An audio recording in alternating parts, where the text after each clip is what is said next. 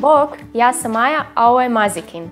Danas vam predstavljamo pasminu velike građe i mišićavog tijela, a ujedno i veliku mazu koja ne voli biti sama kod kuće. Upoznajte Cane Corsa. Cane Corso je stara pasmina koja je rimske legionare pratila u ratove, gdje ih se koristilo u borbama kao čuvare i lovačke pse. Danas je Cane Corso samo divan ljubimac. Naraste između 58 i 70 cm, a teži od 40 do 50 kg.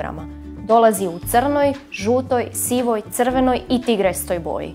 Uši su mu u prošlosti kupirali, a danas ih možete vidjeti sa spuštenim ušima. Dlaka ne zahtijeva pretjeranu brigu, kratka je i linja se. Imajte na umu da malo više slini od ostalih pasmina, pa nije idealan odabir ako držite do pretjerane urednosti. Životni vijek mu je u prosjeku 11 godina. Cane Corso prati loš glas o tome da je agresivan, no uz čvrstu i odlučnu ruku te ranu socijalizaciju on postaje izrazito poslušan i dobar pas koji se odlično slaže sa psima i drugim životinjama. Zna biti tvrdoglav, pa će ponekad testirati granice ponašanja koje mu vlasnik dozvoli. Izrazito je odan svojoj obitelji i neće pokazivati interes za druženje s drugim ljudima. Ukoliko situacija zatraži, postaće i hrabar zaštitnik. Aktivan je, pa traži puno igre, šetnji i treninga.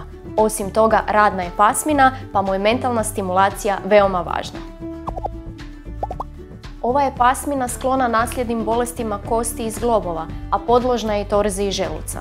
Pripazite da odaberete odgovornog uzgajivača kako biste sebe i psa poštedili čestih odlazaka veterinaru. Cane Corso sklon je i pretilosti, pa je potrebno dobro pripaziti na njegovu prehranu. Ovaj nježni veliki pas uz pravilan će odgoj i socijalizaciju biti izvrstan obiteljski pas, a i odličan čuvar kuće i dvorišta. Do idućeg puta pazite na sebe i svoje ljubimce. Pozdrav!